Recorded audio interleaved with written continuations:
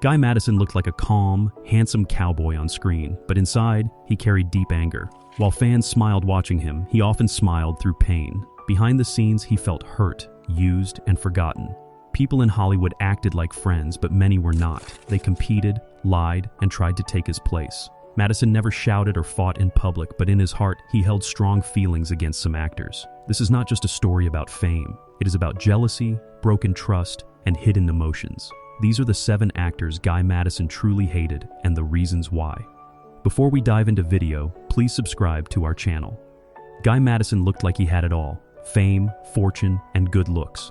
But behind the spotlight, his life was full of problems that slowly broke him down. One of his biggest struggles was being typecast. He became famous for playing cowboys, especially in The Adventures of Wild Bill Hickok. But that fame came at a cost. Directors and producers only saw him as a Western actor. No matter how hard he tried, he could not get roles in serious dramas or films that required deep acting. He felt stuck, as if he were wearing a mask he could never take off. Another major issue was Hollywood politics. Madison was polite, soft-spoken, and respectful, but in the film industry, people like that often get left behind. Many actors played dirty games, gossiping, stealing roles, and building fake friendships to get ahead. Madison refused to play those games, and it hurt his career. He saw other actors getting the parts he wanted, not because they were better, but because they knew how to work the system.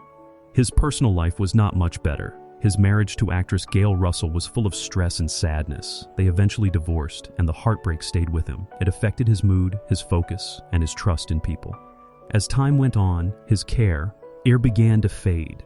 New, younger actors were coming in, and Madison felt forgotten. The fame he worked so hard for was slipping away, and he could do nothing to stop it. He believed some of his fellow actors helped push him out of the spotlight. That belief turned into quiet bitterness. These life problems built up over the years, and slowly, Madison started to hate certain people in the industry, especially those he felt betrayed him. Now we talk about 7 actors he dislikes the most. Number 1. Rock Hudson. Rock Hudson was one of the biggest names in Hollywood during the 1950s and 60s. He was tall, handsome, and loved by many fans. But for Guy Madison, Rock Hudson represented something very different: unfair competition. Madison believed that Hudson's rise to fame was not because of talent, but because of connections and studio favoritism. He felt that producers and directors gave Hudson lead roles without making him work as hard for them. This created a deep sense of frustration in Madison, who had spent years proving himself in westerns. Madison also disliked the way Hudson carried himself off screen. To him, Hudson seemed fake, always charming in public but cold behind closed doors.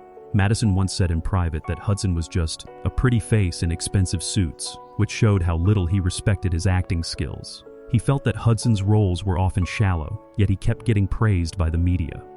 What made things worse was that both actors were often considered for the same roles. Hudson would usually win those roles, and Madison believed it had more to do with politics than performance. This repeated loss created a silent rivalry, one filled with jealousy and quiet hatred. For Madison, Rock Hudson was a symbol of everything wrong with Hollywood. Number 2. Tab Hunter. Tab Hunter was young, blonde, and had the classic boy-next-door charm that studios loved in the 1950s. But to Guy Madison, he was more than just a rising star, he was a threat. Madison felt that Hunter was being pushed into the spotlight far too quickly, without earning his place. He believed that studios were replacing older, more experienced actors like him with fresh faces just to appeal to a younger audience. What bothered Madison the most was how similar their images were. Both were known for their clean-cut looks and roles in westerns. Madison once commented that Tab Hunter felt like a younger, flashier version of me. This made him feel like he was slowly being replaced, not because he lacked talent, but because Hollywood always wanted something new. That hurt his pride deeply. Behind the scenes, Madison noticed that Hunter had strong support from publicists and executives. He felt the system was rigged in Hunter's favor. Whenever he lost a role to Tab, it felt personal. It was not just about one job, it was about being pushed aside in favor of someone who reminded him too much of himself. Over time, that resentment turned into real dislike. To Madison, Tab Hunter was not just a co-star, he was a reminder that fame is temporary. Number 3. Rory Calhoun.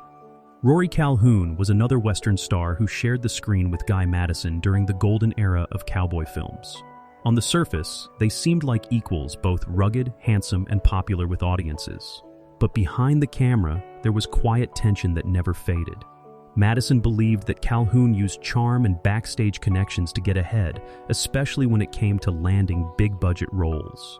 Madison often felt that Calhoun was not fully honest. Rumors swirled around Hollywood that Rory would befriend directors and producers just to learn about upcoming projects, then secretly lobby for or roles before others even had a chance. Madison saw this as betrayal, especially when roles he was promised suddenly went to Calhoun.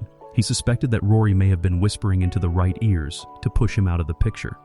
Their rivalry deepened when they competed for the same parts in several Western films.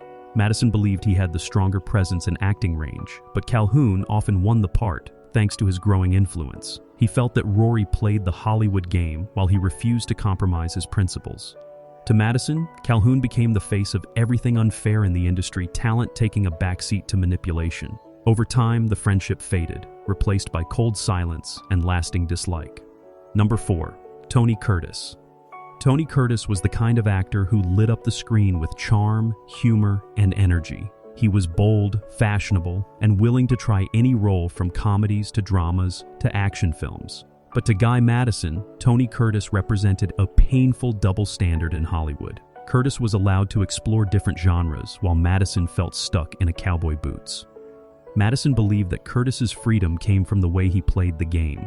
He was close with powerful producers, socialized at all the right events, and built a larger-than-life personality. Madison, on the other hand, kept a low profile and focused on his work. This difference in style made him feel invisible. While Curtis laughed his way through glamorous roles, Madison was being passed over again and again. What truly stung was that Madison felt he was just as talented, but never given the same chances. He once told a friend, "Tony can wear a tuxedo or a toga and get applause. I wear anything but boots, and they look away."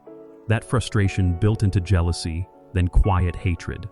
Madison saw Tony Curtis as a symbol of unfair freedom, someone who broke every rule yet was still rewarded. Deep down, he could never forgive that. Number 5. Robert Taylor. Robert Taylor was one of MGM's most respected leading men, elegant, confident, and deeply trusted by the Hollywood elite. But for Guy Madison, Taylor was not just a legend, he was a barrier. Madison believed that Taylor used his long-standing influence to keep younger actors like him from rising too high. He saw Taylor as someone who smiled in public, but quietly controlled casting decisions behind closed doors. Their quiet feud began when Madison was being considered for a major war drama. At the last minute, the role was pulled from him and handed to Taylor. Madison always suspected that Taylor had whispered to the studio heads, claiming Madison lacked the dramatic depth for such a role. That loss stayed with him for years and planted a seed of resentment that never left. What made things worse was Taylor's attitude. He carried himself like a king of the studio lot, and Madison felt that he looked down on newer actors as if they were temporary. Even though Taylor never openly insulted him, Madison could feel the coldness, an unspoken reminder of who held the power.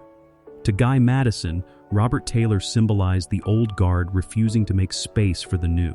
He did not just dislike Taylor, he felt quietly crushed by him. Number 6. Clint Walker. Clint Walker burst onto the scene with his massive frame, deep voice, and unforgettable role in Cheyenne. He quickly became a fan favorite and a new Western icon. But to Guy Madison, Clint Walker's success felt like the final nail in the coffin. Walker was younger, taller, and more physically imposing, the kind of cowboy producers suddenly wanted more than anything else. Madison could see it clearly. The tide had turned, and he was being replaced.